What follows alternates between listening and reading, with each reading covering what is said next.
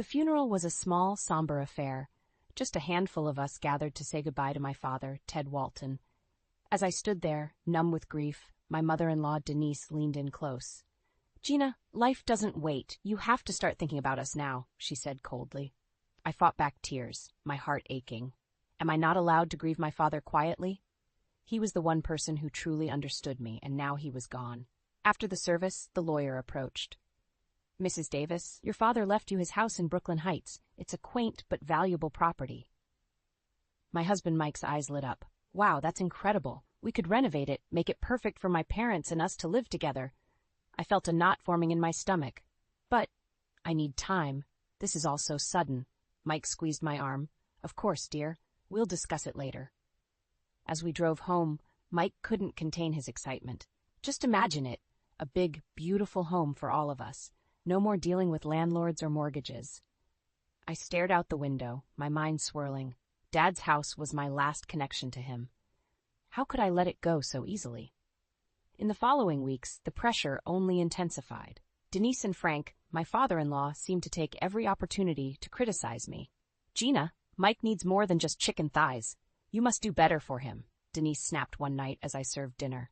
Frank eyed the meal dismissively. "A cheap steak? After his hard day at work, Mike deserves a proper meal." I bit my tongue, feeling their disapproval like a weight on my shoulders. Mike just shrugged, siding with his parents as usual. Then one afternoon, I came home to a jarring sight: construction vehicles outside Dad's house. A contractor approached me confused. "Mrs. Davis, your husband approved these renovations. We're just following orders." My heart dropped. Renovations? I never agreed to any of this. I stormed inside, confronting Mike. He tried to play it off casually. "It's for the best, Gina. We're making this place our dream home." Tears stung my eyes. "Our dream home? This was my father's house, Mike. How could you do this without even consulting me?" His face hardened. "If you can't accept my parents living with us, then we're through. It's that simple." I felt like the ground was crumbling beneath me. After everything Dad had given me, was I really going to let his memory be tarnished like this? Clenching my fists, I met Mike's gaze. "I won't be manipulated anymore. This house is about my father's legacy, and I'm going to protect it, with or without you."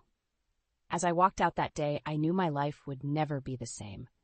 But in that moment, all I could feel was a fierce determination to honor the man who had given me so much strength. After walking out on Mike that day, I felt adrift. My marriage was crumbling, and I had nowhere to go. Thankfully, an old friend of my father's, Paul Hendricks, offered me a lifeline. "Gina, you're welcome to stay with me until you get back on your feet," Paul said warmly, ushering me into his modest apartment. As I settled in, Paul's calming presence reminded me so much of Dad. He had been Dad's confidant for years, and now I desperately needed that wisdom. "Paul, what am I going to do?" I asked, feeling the weight of my situation. "Mike has turned Dad's house into a battleground." Paul placed a reassuring hand on my arm. "That house is yours, Gina. No one can take that away from you. We'll figure this out together." Over the next few days, Paul and I pored over documents and legal papers, formulating a plan. My determination grew as the path ahead became clearer. "Your father wanted that house to be a sanctuary, a place of peace," Paul reminded me. "We'll make sure it serves that purpose in his memory." Finally, I was ready to confront Mike and his parents. Paul had secured a meeting at the house, saying it was time for an open discussion about its future. The tension was palpable as Denise, Frank, and Mike arrived. Mike shot me a resentful glare, but I stood my ground, Paul by my side. "You had no right to make those decisions about my inheritance," I stated firmly. "This house is part of my father's legacy, and I have a plan to honor that." Denise's face contorted in rage. "You ungrateful, selfish girl, after everything we've done for you?"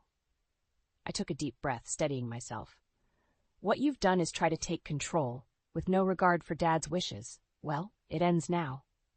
To my surprise, Mike spoke up, his voice dripping with disdain. "So you're just going to throw us out, your own family?" "If that's what it takes to protect what's rightfully mine, then yes," I replied, meeting his gaze steadily. "This is the last time I'll be bullied or manipulated by any of you." Paul stepped forward. "I'm afraid you've left us no choice. We have the legal documentation to take over the property immediately. I suggest you make arrangements to leave." Denise opened her mouth to protest, but Frank silenced her with a defeated shake of his head. As they turned to leave, I felt a profound sense of relief wash over me. It was over. I had won. In the weeks that followed, Paul and I worked tirelessly to bring my vision for the house to life. We renovated and refurbished, creating a warm, welcoming space that embodied Dad's generous spirit. "He would be so proud of you, Gina," Paul said as we stood in the newly revived garden. "You've turned this place into something truly special." I smiled, feeling the warm breeze on my face. I just hope I've honored his memory and shown the strength he instilled in me. As the grand opening day arrived for the new community center, I knew Dad was there in spirit, surrounding me with the serenity he had always provided. It was the first day of my new life, a life of freedom and peace, just as he would have wanted. In the weeks following my confrontation with Mike and his parents, daily life became increasingly tense. Denise and Frank seemed determined to make me miserable, criticizing my every move. "Gina, Mike needs more than just chicken thighs for dinner," Denise snapped one evening as I served our modest meal. "You must do better for him." I bit my tongue, refusing to engage. But Frank piled on with a dismissive glance at the food. "A cheap steak? After his hard day at work, Mike deserves a proper meal." Mike remained silent as usual, siding with his parents through his passivity. I felt utterly alone, isolated in my own home. The constant barrage of demands and insults wore me down. No matter how hard I tried, it was never enough for Denise and Frank. They seemed hell-bent on dominating every aspect of our lives. One evening, as I cleared the dinner plates, Denise fixed me with a cold stare. "You know, Gina, we're not getting any younger. We'll need to start discussing living arrangements soon." My heart sank. I knew exactly what she was implying, moving into my father's house in Brooklyn Heights. I need more time," I stammered, feeling trapped. "That house means so much to me. It was Dad's." Frank scoffed. "Ted's gone now. It's time to start thinking practically about our future as a family." Mike finally spoke up, his voice laced with irritation. "They're right, Gina. We can't keep putting this off. My parents need a permanent place to live, and that house is the perfect solution." I wanted to scream. How could he be so callous about my father's memory? But I knew any protest would be met with more criticism, more demands. In the following days, the tension only escalated. Denise and Frank seemed to take every opportunity to remind me of my supposed failings as a wife and daughter-in-law. "Did you even dust today, Gina?" Denise would sneer, running a finger along a surface. "This place is a pigsty." Frank would chime in with his own jabs. "No wonder Mike comes home so stressed. This environment is unbearable." Through it all, Mike remained infuriatingly passive, letting his parents dictate the narrative of our lives. I felt like I was slowly suffocating, drowning in their constant belittlement. Finally, one fateful afternoon, I returned home to a shocking sight: construction vehicles outside my father's house. A contractor approached me, confused. "Mrs. Davis, your husband approved these renovations. We're just following orders." My heart dropped to my stomach. "Renovations? I never agreed to any of this." I stormed inside, confronting Mike. He tried to play it off casually, but I could see the smug satisfaction in his eyes. "It's for the best, Gina. We're making this place our dream home, just like we discussed." Tears stung my eyes as I realized the profound breach of trust. "Our dream home? This was my father's house, Mike. How could you do this without even consulting me?" His face hardened, and I saw a glimpse of the true man he had become. Selfish, entitled, devoid of empathy. "If you can't accept my parents living with us, then we're through," he stated coldly. "It's that simple." In that moment, everything became crystal clear. My marriage was a sham, my autonomy stripped away piece by piece. But I wouldn't be a victim anymore. Clenching my fists, I met Mike's gaze with a newfound strength. "I won't be manipulated anymore. This house is about my father's legacy, and I'm going to protect it, with or without you." As I walked out that day, I knew there was no turning back. But for the first time in years, I felt free, ready to reclaim the life my father had wanted for me. After I stormed out of my father's home in a fit of anger, I found myself wandering aimlessly through the city streets. The crisp night air provided little solace as I grappled with the profound betrayal I had endured. Mike's callous disregard for my feelings had cut me deeply. Eventually, I made my way to Paul's apartment. the one place I felt I could find refuge. As I stepped inside, a wave of calm washed over me, a momentary escape from the turmoil raging within. I sank into the familiar comfort of his worn armchair, allowing the anger and hurt to slowly subside. In that moment of quiet, I found myself haunted by the sickening realization that my husband had so brazenly violated my trust. How could he have authorized such drastic changes to Dad's cherished home without my consent? The sting of that betrayal burned fiercely, fueling my indignation. As the hours ticked by, I pictured Mike's smug satisfaction as he oversaw the destruction of that sacred space, the desecration of Dad's memory. My fury mounted as I imagined his callous disregard for my feelings, his selfish disrespect for all that Dad had left me. The man had no shame, no regard for the sanctity of that connection to my father. In that moment, I resolved to sever that final tie to him, to cut that last cord binding me to his contempt. I would not allow his arrogance to further defile Dad's legacy, to strip me of that precious link to the man who had given me so much. I would reclaim my dignity, my self-respect, by severing that final thread. With a renewed sense of purpose, I rose from the chair, determined to preserve that last remnant of my father's spirit. I would not permit Mike's callous disregard to taint that final bond, that last connection to the man who had nurtured me, who had shaped my character. I would not allow his scorn to further diminish my sense of self. With a steadying breath, I made my way to the small alcove where I kept my few cherished possessions from Dad. There, nestled in a worn leather case, was the small token of his affection, the simple memento of his love, the antique fountain pen he had given me on my 16th birthday. I grasped the smooth, polished surface, feeling the familiar curve of the nib against my fingertips, and began to chronicle my resolve, my determination to preserve that final connection to the man who had meant so much. In the days following my confrontation with Mike, I found myself adrift, untethered from the life I had once known. The decision to leave my husband had been agonizing, but I knew in my heart it was the only path forward. I could no longer subject myself to his manipulation, his blatant disregard for my autonomy. As I settled into the modest apartment Paul had offered me, I felt a strange sense of calm amidst the turmoil. This space, though unfamiliar, represented a clean slate, a chance to rebuild my life on my own terms, free from the toxic influence of Mike and his overbearing parents. Yet, even as I sought to move forward, the sting of Mike's betrayal lingered. The image of my father's house, that sacred space now defiled by his selfish renovations, haunted me. How could he have so callously disregarded my wishes, my connection to Dad's memory? In those quiet moments alone, I found myself wrestling with a burning sense of injustice. Mike had not only violated my trust, but had trampled upon the very essence of what Dad had left me, a sanctuary, a place of serenity and refuge.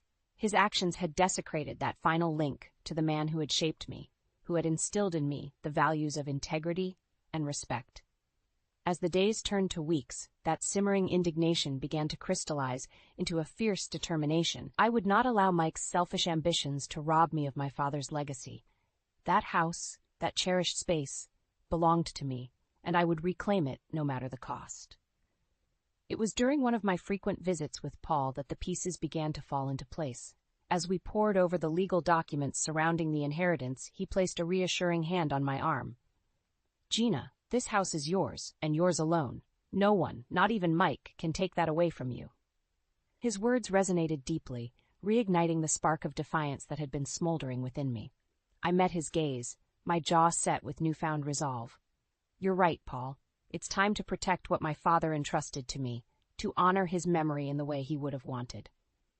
From that moment on, a plan began to take shape. With Paul's guidance and unwavering support, I would navigate the legal intricacies, building an ironclad case to wrest control of the house from Mike's grasp. The road ahead would be fraught with challenges, confrontations that would test the very limits of my resilience. But I was ready, fortified by the knowledge that I was fighting for something greater than myself. A sacred bond with the man who had given me life, the man whose values had shaped the core of my being. As I looked ahead to the impending battle, a sense of clarity washed over me. This was about more than just a house. It was about reclaiming my dignity, my self-worth. I would emerge from this crucible stronger, tempered by the fire of my convictions.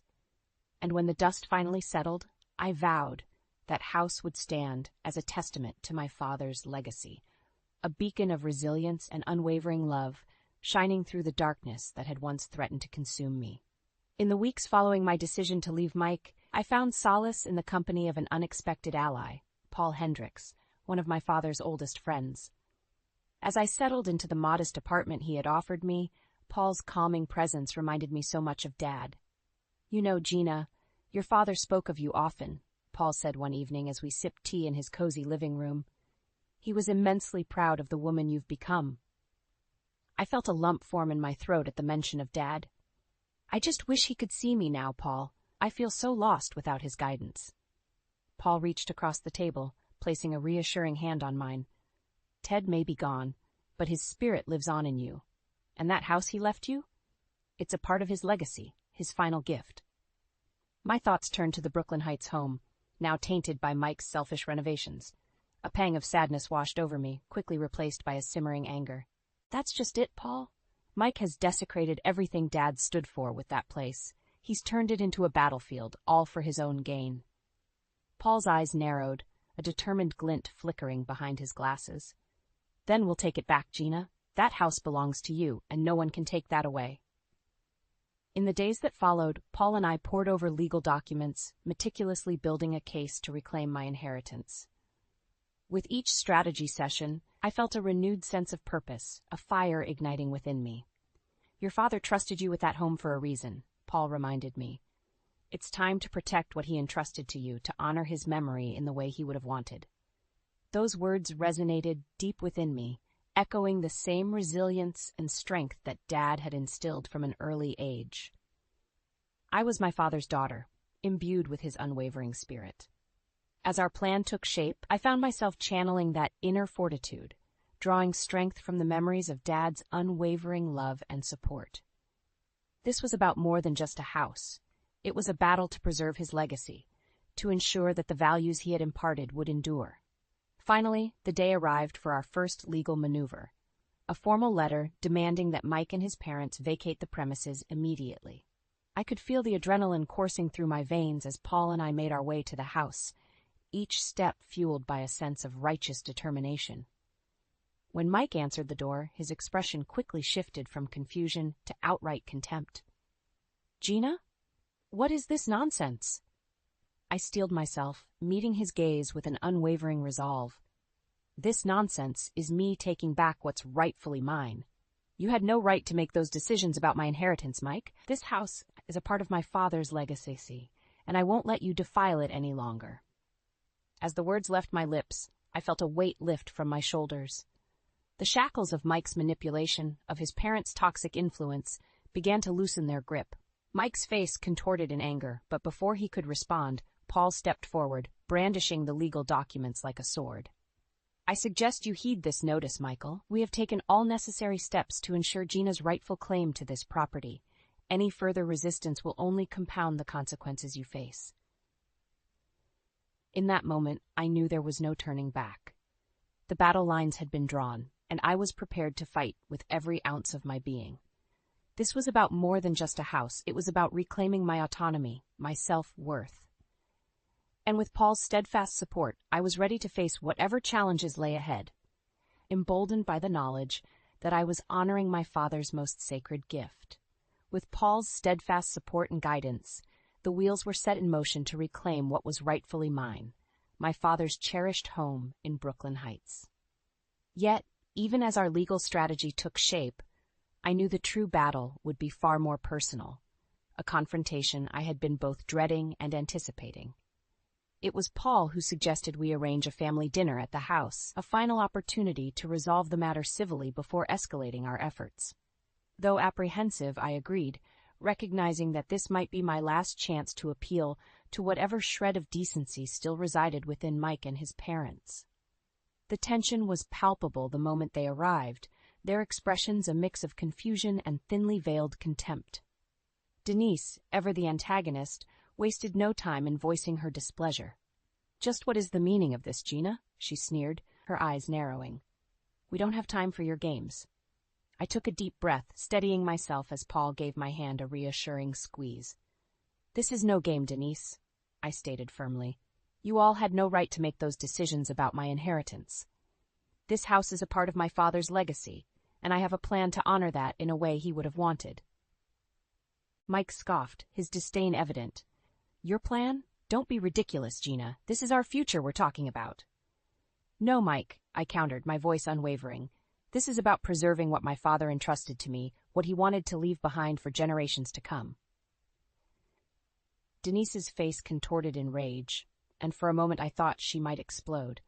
"You ungrateful, selfish girl, after everything we've done for you?" I felt Paul tense beside me, but I remained resolute, drawing strength from the memory of my father's unwavering spirit. "What you've done is try to take control, with no regard for Dad's wishes," I stated, meeting Denise's fiery gaze. "Well, it ends now. This house will become what it was always meant to be, a sanctuary, a place of peace and community, just as Dad envisioned." Frank, ever the passive observer, opened his mouth to protest, but I raised my hand, silencing him. "I've already taken the necessary legal steps to assume full ownership of this property. Any further resistance on your part will only lead to consequences none of us want." Mike's eyes narrowed, his jaw clenched in barely contained fury. "So, you're just going to throw us out? Your own family?" I matched his stare, unflinching. "If that's what it takes to protect what's rightfully mine, then yes, this is the last time I'll be bullied or manipulated by any of you." An uneasy silence fell over the room, the weight of my words hanging heavy in the air. Finally, it was Denise who broke the tension, her voice trembling with a mixture of rage and disbelief. "How dare you? After everything we've sacrificed for this family?" Paul stepped forward, his presence commanding respect. "I'm afraid you've left us no choice. We have the legal documentation to take over the property immediately. I suggest you make arrangements to leave." For a moment, it seemed as though Denise might unleash the full force of her fury, but Frank placed a hand on her arm, silencing her with a weary shake of his head. As they turned to leave, Mike lingered, his gaze filled with a potent mix of resentment and defeat. "You'll regret this, Gina," he spat venomously. "Mark my words."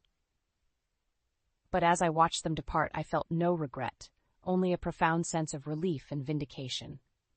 The shackles of their manipulation had finally been severed, and I was free to chart my own course, to honor the legacy my father had bestowed upon me.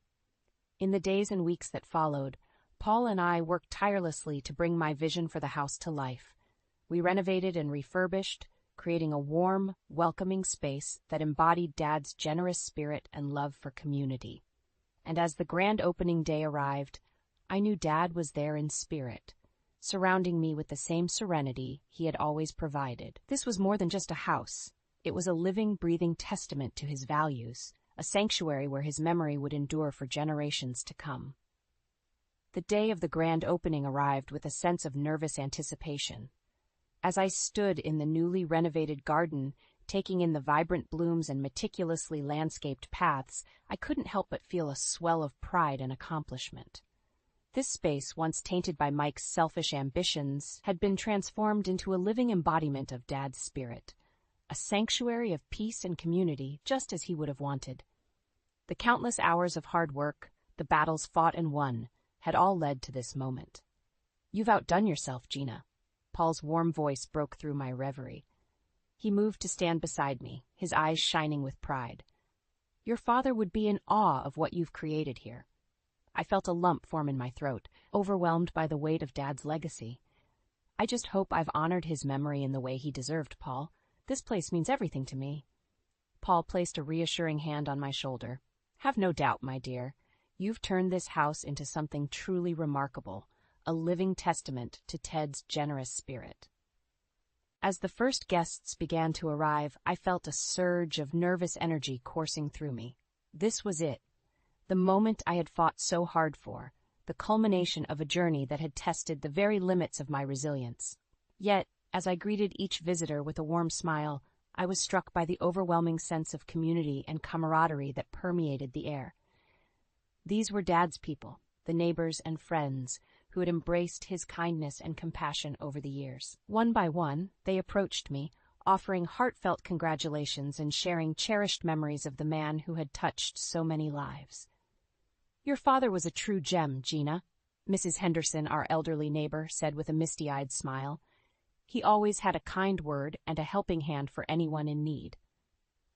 Mr. Rodriguez, the local grocer, chimed in with a hearty laugh.